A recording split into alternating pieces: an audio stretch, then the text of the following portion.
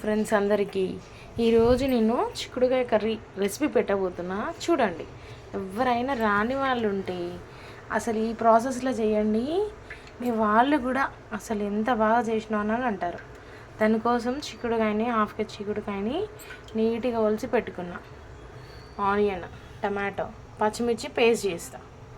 ఇంకా ప్యాన్ పెట్టేసి ఆయిల్ వేసుకుందాం. ఆయిల్, జీలకర్ర, పోపు గింజలు వేసిన. అస్సలకి కర్రీ తిన్నారనుకో ఫిదా అయిపోతారు ఇక మీకు అంతే. అసలు ఎక్కడ చేసినావు అని అడుగుతారు. సూపర్ ఉంటుంది, ఒక్కసారి ట్రై చేయండి. ఆనియన్ వేసుకున్నా. ఆనియన్ కొంచెం మగ్గనివ్వండి. ఇంకా ఆనియన్ మగ్గినాక కొంచెం అల్లం వెల్లుల్లి పేస్ట్, పసుపు వేసుకుందాం. కొంచెం అల్లం వెల్లుల్లి పేస్ట్, పసుపు వేసిన. తీసుకోడు, ఎక్కువ ఫ్రై చేసుకోడు, ఎందుకంటే ఇప్పుడు మళ్ళీ చిక్కుడుగా వేస్తాం కదా, అందుకోసమని ఎక్కువ ఫ్రై అవసరం లేదు. ఈ మాదిరిగా చేయాలి. ఇప్పుడు మనం ముందే కడిగి పెట్టుకున్న వేసేసుకున్నాం. ఇందులో కొంచెం సాల్ట్ వేసేసుకోండి, తొందరగా మగ్గుతాయి అన్నమాట. కొంచెం సాల్ట్ వేసి అంటే మీ టేస్ట్కి తగ్గట్టు వేసుకోండి సాల్ట్. మళ్ళీ లాస్ట్లో అడ్జస్ట్ చేసుకున్నారు. ఇంకా సిమ్లో పెట్టేసి మూత పెట్టండి కొంచెం మగ్గిందాక. ఈలోపు ఆనియన్స్, పచ్చిమిర్చి చాప్ చేసుకుందాము. టమాటో చాప్ చేసుకున్నా, ఆనియన్ కడిగి పెట్టుకున్నా, పచ్చిమిర్చి ఇంకొకసారి మూత తీసి చూద్దాం. ఒకసారి కలుపుకుందాం. సిమ్లోనే పెట్టిన కదా, సిమ్లో పెట్టిన కాబట్టి ఏమీ అడుగు అంటుకోదు. మీరు అడుగు అంటుకొని మాడిపోతుంది కదా అని ఏమీ టెన్షన్ పడాల్సిన అవసరం లేదు. వాటర్ కూడా వేయొద్దు, ఇట్లనే మగ్గిపోతుంది.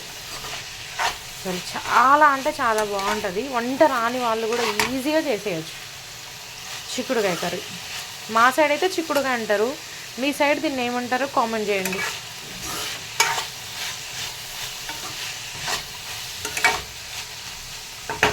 మళ్ళీ లిడ్ పెట్టుకుందాం. దీంట్లోకి ఇదే సీక్రెట్. చూడండి ఏంటివి, ఎల్లిపాయ జీలకర్ర. దీన్ని కచ్చాబిచ్చాగా దంచేసుకుని, ఎల్లిపాయ పొట్టు అయినా తీసుకొని వేసుకోండి, పొట్టు తీసుకోకుండానైనా వేసుకోండి. నేనైతే ఇలాగే వేస్తాను, పొట్టు తీయకుండా. కొంచెం కచ్చాబిచ్చాగా దంచేసుకున్నాం. ఒక్కసారి లిడ్ ఓపెన్ చేసి చూడండి. మళ్ళీ మధ్యలో చూడండి, ఇంకా వాటర్ కూడా ఏం లేవు కదా. ఈ స్టేజ్లో కట్ చేసుకున్న టమాటా వేసేసుకుందాం. మగ్గింది చూడండి, కొంచెం మంచి స్మెల్ వస్తుంది. ఇప్పుడు మనం ఏదైతే కట్ చేసుకున్నామో 3 టమాటాస్, చిన్న సైజు, మీడియం సైజు 3 టమాటాస్ని వేసేసుకున్నాం. ఇప్పుడు ఈ టమాటాలో వచ్చే వాటర్తోనే ఉడికిపోతుంది చిక్కుడుకాయ.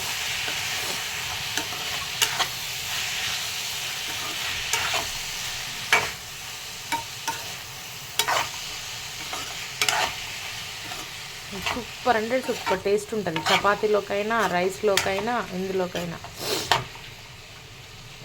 మళ్ళీ లిడ్ పెట్టేద్దాం. ఇప్పుడు జీలకర్ర దంచిన కదా, అదే దాంట్లో పచ్చిమిర్చి వేసేసి దంచుకుందాం కచ్చాపిచ్చ. నాకు టైం ఉంటే నేను ఇలాగే రోడ్లోనే దంచేసేస్తా, టైం లేకపోతే మిక్సీలో వేస్తా. మిక్సీలో కూడా కచ్చాపిచ్చ దంచేసుకోండి, మరీ మెత్తగా పేస్ట్ లాగా అవసరం లేదు. కొంచెం కచ్చాపిచ్చగా దంచేసుకోండి. అటు మగ్గుతూ ఉంటుంది, మనం ఇటు పని చేసుకోవచ్చు. చూడండి, ఇంకా మెత్తగా పేస్ట్ లాగా అయింది కదా, ఇంత మాదిరిగా చాలు. ఇట్లా ఈ కన్సిస్టెన్సీలో చాలు, మరీ మెత్తగా కూడా వద్దు. ఓకేనా. ఇందులో మనం జీలకర్ర, వెల్లిగడ్డ వేసినాం కదా, దాంతోనే ఫ్లేవర్ వచ్చేస్తుంది ఇంకా కర్రీకి. మనం దంచుతుంటేనే జీలకర్ర, ఎల్లిపాయ మంచి వాసన వస్తుంది. అసలు చాలా అంటే చాలా బాగుంటుంది కర్రీ. చూద్దాము. చూడండి, ఇంకా అసలు మీకు అడుగు అంటుకుంటుంది అని ఏ భయం ఉండదు, అందుకే చూపిస్తున్నా. అసలు సూపర్ ఉంటుంది. కరివేపాకు, కొత్తిమీర వేసుకోండి. నా దగ్గర ప్రెజెంట్ లేవు కాబట్టి నేను వేయట్లేదు. కరివేపాకు, కొత్తిమీర కూడా వేసుకోండి. కరివేపాకు ఈ స్టేజ్లో కూడా వేసేసుకోవచ్చు, నా దగ్గర లేదు ప్రెజెంట్, అందుకని నేను వేయట్లేదు. ఒక 2 మినిట్స్ ఉంచుతాం. ఇంక ఇదైతే చాలు, ఇంకేం అవసరం లేదు దంచడం. ఓకేనా. ఇప్పుడు ఇంకా దగ్గరకు అవుతుంది కదా, టమాటో కూడా ఉడికేస్తుంది కదా.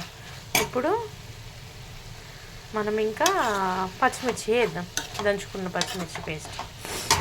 ఇంకా నేను చూపిస్తాను కదా అంతే, ఇంకా మళ్ళీ దంచలేదు. నేను ఏ విధంగా అయితే చేస్తున్నానో మీకు అలాగే చూపిస్తున్నా.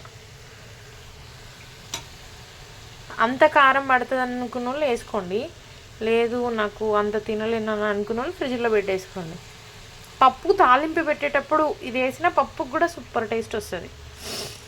పచ్చిమిర్చి పప్పు వేసాం కదా, ఆ పప్పులో కూడా వేసిన చాలా టేస్ట్ వస్తుంది. అవును, అప్పుడు కొంతమంది ఓపెన్ డిగ్రీ గురించి అడిగినారు కదా, రిజల్ట్స్ వచ్చినాయి, వాళ్ళు చూసుకున్నారా? మళ్ళీ ఫస్ట్ ఇయర్ అడ్మిట్ కావాలనుకున్న వాళ్ళు జాయిన్ చేసుకోవచ్చు అంట, జాయినింగ్స్ అడ్మిషన్ వేసుకోవచ్చు. రిజల్ట్స్ కూడా వచ్చినాయి, చెక్ చేసుకోండి ఎవరైనా చేసుకున్న వాళ్ళు ఉంటే. ఇంకా దీన్ని కలిపేద్దాం.